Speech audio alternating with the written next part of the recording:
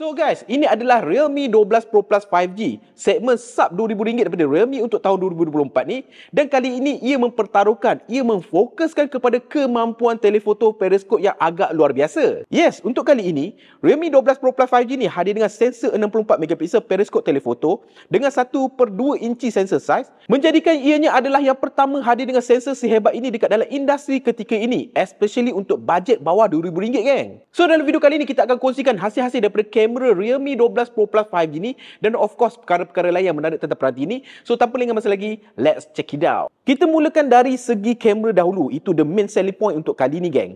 Di mana untuk kali ini ia hadir dengan kamera utama 50MP Sony IMX890 tau, dengan OIS yang terbina. Lepas tu dia juga hadir dengan 64MP telefoto periskop OmniVision OV64B dengan OIS yang terbina juga, 8MP kamera ultrawide dan juga 32MP selfie kamera. Dan kalau korang tanya pada aku, ini adalah by far flagship level kamera setup dengan the best dan juga largest periskop telefoto sensor dalam segmen dan juga kelas harganya. Period. So, Realme 12 Pro Plus 5G ni hadir dengan kemampuan 3 kali optical zoom yang bersamaan dengan 71mm focal length tau.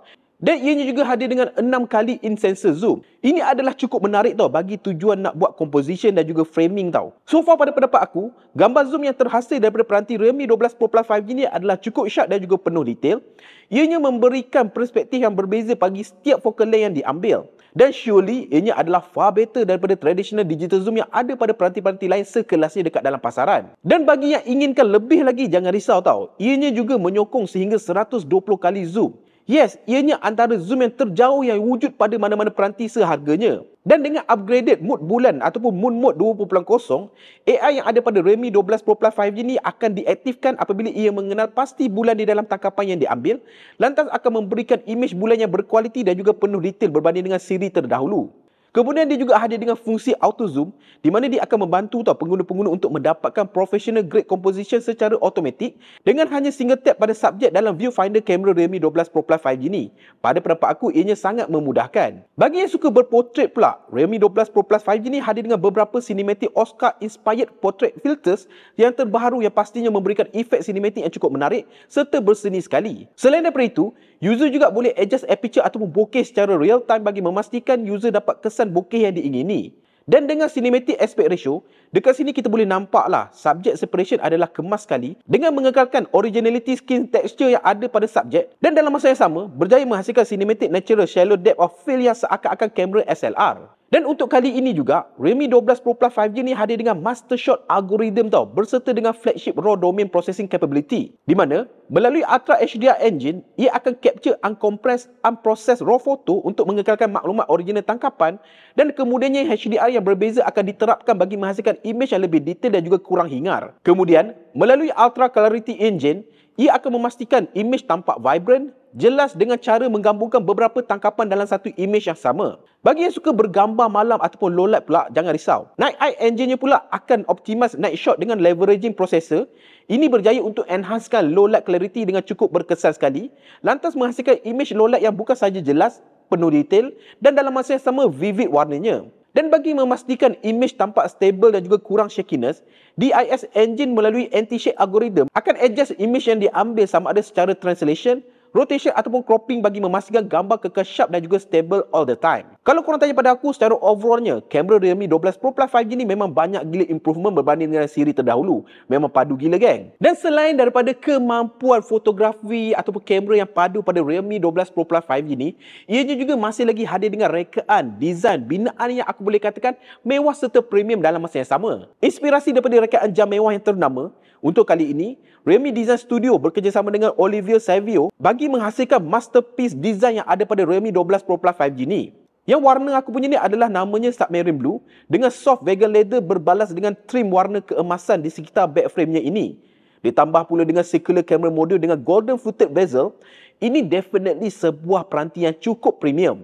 Di tangan, ianya memang terasa cukup ringan dan juga ergonomik dan dalam masa yang sama, ianya juga telah melepasi pelbagai ujian ketahanan tau bagi memastikan Realme 12 Pro Plus 5G ni tahan lasak untuk penggunaan jangka masa panjang. Dan bagi melengkapkan rekaan mewah ini, ia dipadankan dengan paparan lengkung bersaiz 6.7 inci, OLED panel, Full HD+, 1 billion color, DCI P3 color game mode dengan kadar segar semulanya adalah 120Hz. Dengan Optimize Pro XDR yang terbina, combo pula dengan dua stereo speaker yang cukup lantang, cukup lunak, konten audio visual yang terpapar pada peranti ini adalah cukup vivid dan juga cukup imersif sekali. Dan paparan ini juga hadir dengan 2160Hz PWM dimming berserta dengan pelbagai TV Red Eye Protection Certification untuk keselesaan dan juga penjagaan mata bagi penggunaan tontonan jangka masa panjang. Dan bagi menguasakan peranti ini, ia dibekalkan dengan chip pemprosesan Snapdragon 7S Gen 2 jenis 4 nanometer dengan sokongan 5G dan ia juga dipadankan dengan 12GB RAM berserta dengan 512GB internal storage.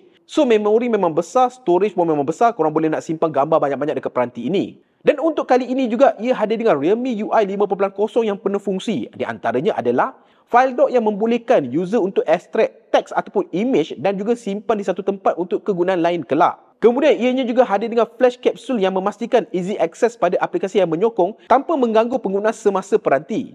Ia juga hadir dengan Smart Image Mating yang mampu untuk ekstrak up to 3 subjek daripada gambar untuk disimpan di file dock ataupun untuk dijadikan stiker untuk kegunaan aplikasi chatting. So dengan padanan ini, Realme 12 Pro Plus 5G ni mampu untuk menjalankan segala tugasan dengan baik sekali. Bagi akulah memang lancar dan juga lincah. Antutu benchmarking pun nampak improvement berbanding dengan siri terdahulu. Malahan kalau korang nak buat main game pun memang tak ada masalah lah. Medium to the high gaming adalah cukup playable. Gameplay tampak smooth tanpa any noticeable overheating issue. Dan dengan bateri berkapasiti 5000 mAh, penggunaan satu hari adalah dijamin dan jikalau memerlukan, pengecasan pantas 67 watt super volt ni mampu untuk mengecas peranti ini daripada kosong sehingga penuh hanya dalam tempoh 48 minit je geng. Dah pantas lah tu. So geng, macam mana?